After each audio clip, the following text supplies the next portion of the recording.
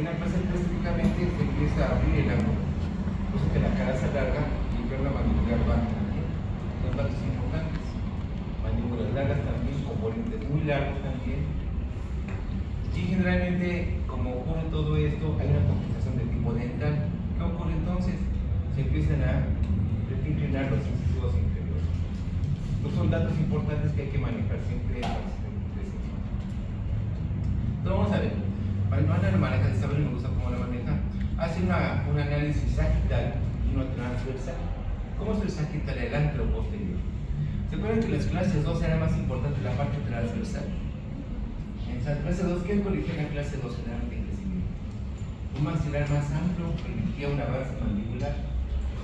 Si tenemos una clase 2 división 1 con una forma triangular, yo la ensanchaba, la mandíbula se puede ubicar más anteriormente, ¿no?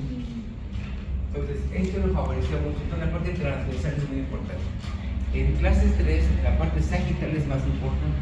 Muy interesante es un tanto de ensanchar el maxilar para que avance la mandíbula. ¿Se acuerdan del ejemplo del triángulo y el círculo, no? Entre más estrecho es el triángulo superior, el círculo queda más amplio. En las clases 2, división 1 es lo que pasa, ¿no? Quedan para adelante los dientes y se angostan las paredes. Todo lo que hago yo es ensanchar en clases 2 para que se pueda avanzar. En las clases 2, división 2, donde tengo ligeramente dientes más palatalizados, este es un freno para que avance la mandíbula. En clases 2, división 2, ¿qué es lo que hacemos entonces? Corregir la angulación normal los incisivos para que tengan posibilidad de que la mandíbula pueda crecer. Pero la parte transversal es lo más importante. En clase 3 es la parte sagital, vamos a ver. Decía yo que tenemos básicamente un paciente con este tipo de signos que son importantes en psicología. Una convexidad. ¿Cómo será la convexidad normal de un paciente en clase? ¿Se acuerdan cuánto medía la convexidad? ¿Cuánto era? Había un ángulo de convexidad de Down, ¿no? ¿Cuánto nos daba? Ahí, chequemos.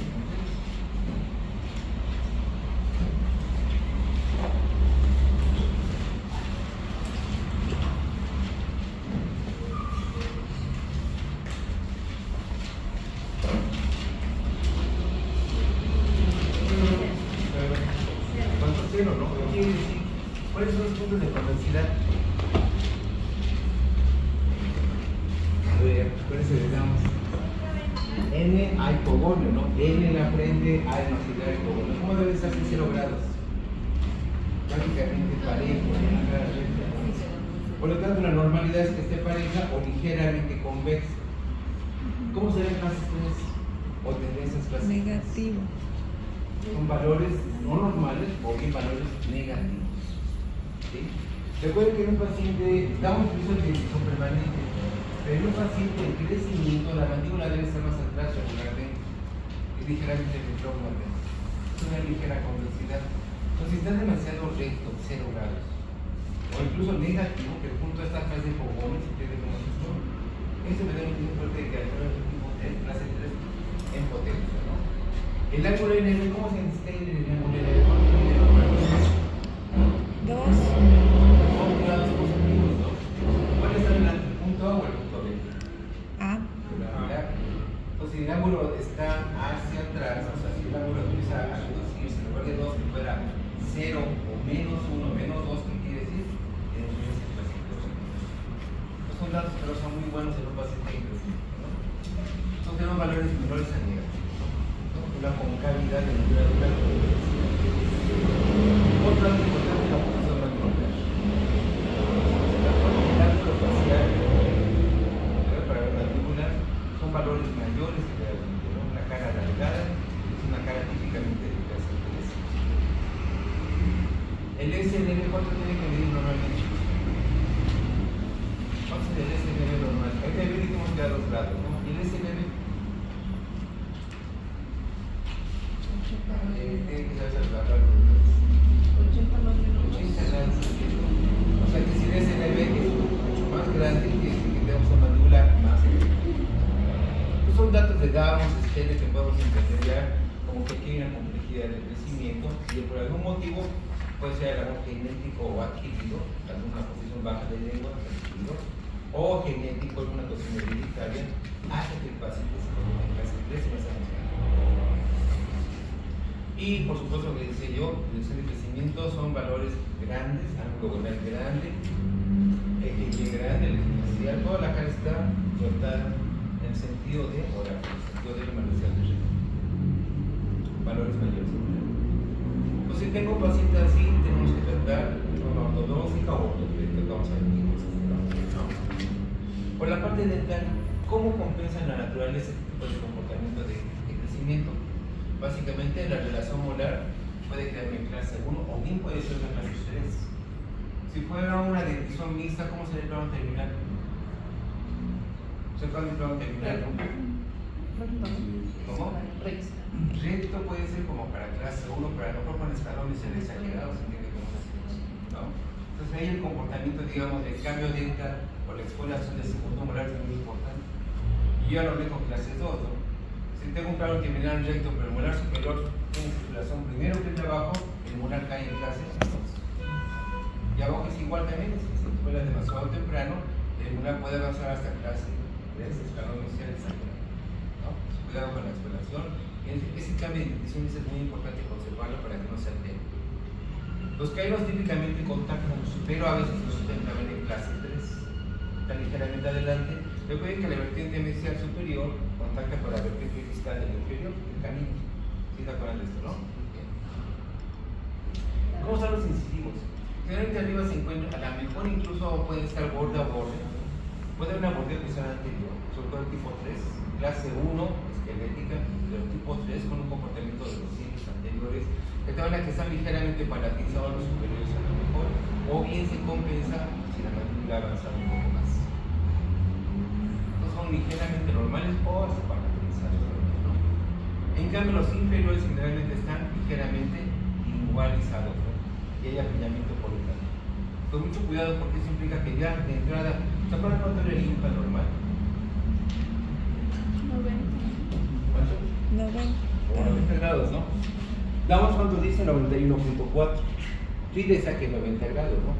Toma cuál es el IMPA, ¿no? Los mandibulares y sigo social, ¿no? Si se empieza a hacer agudo el ángulo menos de 90 grados, quiere decir que hay una compensación del tipo dental para compensar el crecimiento del tipo esquelético de la mandíbula. Entonces, cuidado también con esto. Muy bien, vamos a ver. Entonces, a mí le decía es una clase 3. Ahora, él hace una distinción entre clase 3 normal o bien una clase 3 con subdivisión. ¿Alguien se acuerda cuál era subdivisión? A ver, lo tienen, nuestra principal es la subdivisión de clase 3. Todos se conocen la clase 2, división 1 y división 2, ¿no? Pero también pueden tener subdivisiones. ¿A qué se refiere la palabra subdivisión? A que es unilateral. Y son los casos más complejos en clases 3. Mordidas abiertas y unilateralidad. ¿Por qué? Porque implica también una desviación, una laterognasia de la mandíbula. Clase 1 acá y clase 3 de este lado. Vamos a ver la clase imagen.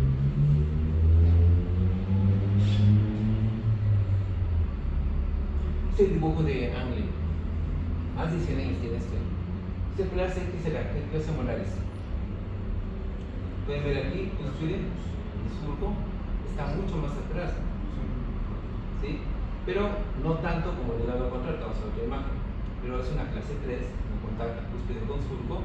Y ven aquí los caninos tampoco contactan aquí en la vertiente, ¿no? Es una clase 3. Pero suave, realmente está suave. ¿Ven el esquema de mamá? No. Vean aquí el molar, ¿dónde se encuentra el molar? Cúspide con surco, es bien complicado, no es completa, ¿no? Ven aquí la vertiente, aparte del mordeo cruzada anterior y también el mordeo cruzada posterior. ¿Cuál es el más fácil de tratar, esa o esta? Pues la es obvio, ¿no? Con tantito que avanzara la mandíbula hacia atrás o el maxilar hacia adelante, se corrige a clase 1, ¿no? Ahora bien, pero ¿qué pasa cuando eso ya se convierte en un paciente asimétrico? Se complica mucho. Bueno, aquí sencillo, ¿no? Aquí yo quiero tratar a ese paciente, a lo mejor coloco aparatología de clase 3 para que la mandíbula quede atrás y saco el maxilar, ¿se entiende cómo es? Si fuera más grave, puedo hasta quitar un premolar.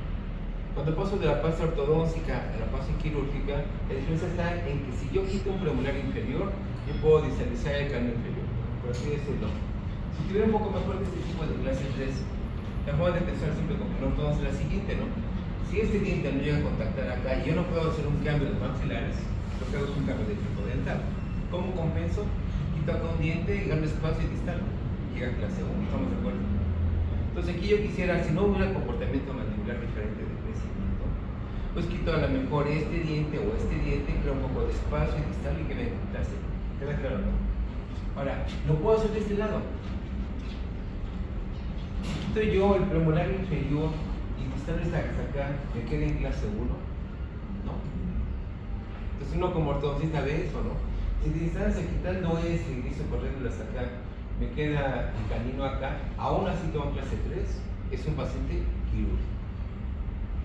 ¿Se entiende por qué no?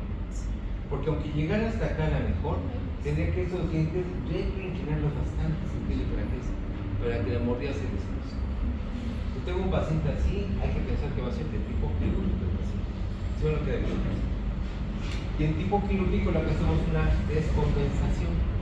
Si la naturaleza es lo que esos dientes si se van para acá, se compensa el crecimiento excesivo de la mandíbula, lo hacemos hacia adelante. La mordida se va a complicar más. ¿Por qué? Porque el paciente va a ser operado y va a tener algunos problemas. Sí, se maneja en el sector problema. Ahora, decía yo, pero como sea, este paciente es simétrico, de ambos lados muerde igual. Entonces puede plantear tratamiento sencillo, ya sea ortodóntico o bien quirúrgico también, ¿no? Pero cuando tengo yo un tipo de asimetría, es una subdivisión.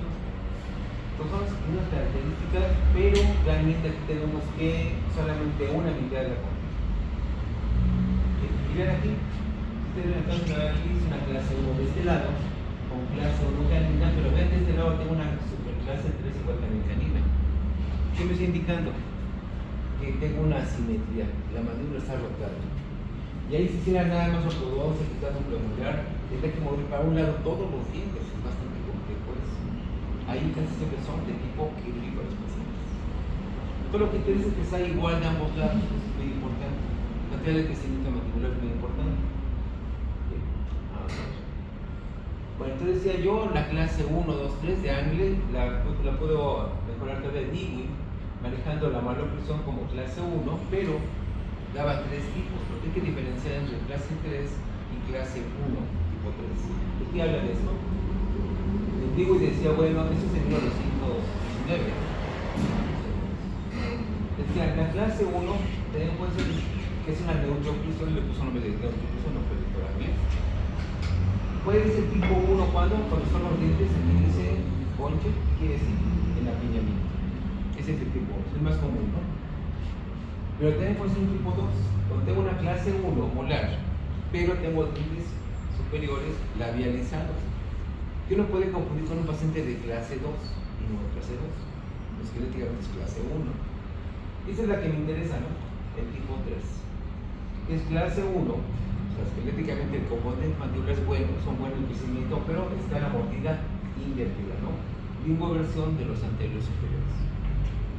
Entonces hay que tener mucho en cuenta eso para el tipo de tratamiento también. A lo mejor es una clase 1 tipo 3, es un pronóstico bastante favorable para el paciente. Y si existe un comportamiento como de un potencial clase 3, se puede corregir. De la importancia de hecho de la rendición mixta. Ahora bien, ¿se acuerdan de Tripp? También hablé de Tripp. Él hablaba de 2 tipos de clases 3, la falsa y la verdadera. ¿Cuál era la falsa? ¿Cuál era la falsa? La que era funcional o bien postural, quiere decir que realmente eran componentes esqueléticos maxilar-mandibular normales, pero que durante el movimiento de cierre pasaba de hacer esto. Entonces, claro, si yo le pido al paciente que cierre, pues en clase 3 completa, ¿no? Pero el paciente tiene siempre, yo les he dicho aquí, siempre, ¿no? Siempre que tengan un diente o 2 dientes o más dientes en mordida cruzada, lleven a centro. Que el paciente se canse, y todos han hecho el movimiento de la mandíbula, ¿no? Sin mucha presión, perdón, está la céntrica, ¿no? Se van a sorprender, pero muchos pacientes de clase 1, con un diente a lo mejor 1 o 2 dientes en mordida cruzada, cuando lo llevan a céntrica se hace así. Y de ahí la falla en el diagnóstico de que no se da cuenta que es una clase 2 realmente. Y si uno lo hace así y quita premolares por el apiñamiento, pues cuando el paciente ya se descruza acá, que no tenga interferencia, se va para atrás. Si se quedaron abajo dientes, el paciente no les va a quedar bien. De ahí la importancia de quitar primero arriba, ver dónde se centra la mandíbula, y si aún así está en clase 1, quitamos abajo también. Pero muchos pacientes, al quitar aquí la interferencia anterior, arriba quitan los cuatros, ponen los dientes, quitan la interferencia, se hacen ligeras clases 2. Y ahí el diagnóstico de haber quitado un primer premolar inferior está equivocado. Ahí tuvo que haber quitado un segundo premolar para nada más aliviar el alineamiento sentido, sin que se fueran hacia adelante los dientes. Entonces hay que tener mucho cuidado con el paciente, ¿no? La parte funcional es muy importante, y aquí se ve claramente, ¿no? Realmente la mandíbula se está bastante normal, el componente es bastante bueno. Pero por la misma interferencia, pues puede que sea ligeramente adentro de los dientes, provoca desplazamiento. Y eso ocurre mucho en la dentición primaria, porque una característica es que están los dientes demasiado verticales, no como el adulto que los tiene ligeramente hacia adelante, ¿no? Entonces son tan verticales que una pequeña interferencia los niños se necesitan y los queda desplazados. Si ustedes no la tratan, la clase 1 tipo 3 se convierte en clase 3. Es la etapa de crecimiento que es muy importante. Entonces vamos a ver, entonces hay ortodoncia, ortopedia, ¿qué hacemos entonces?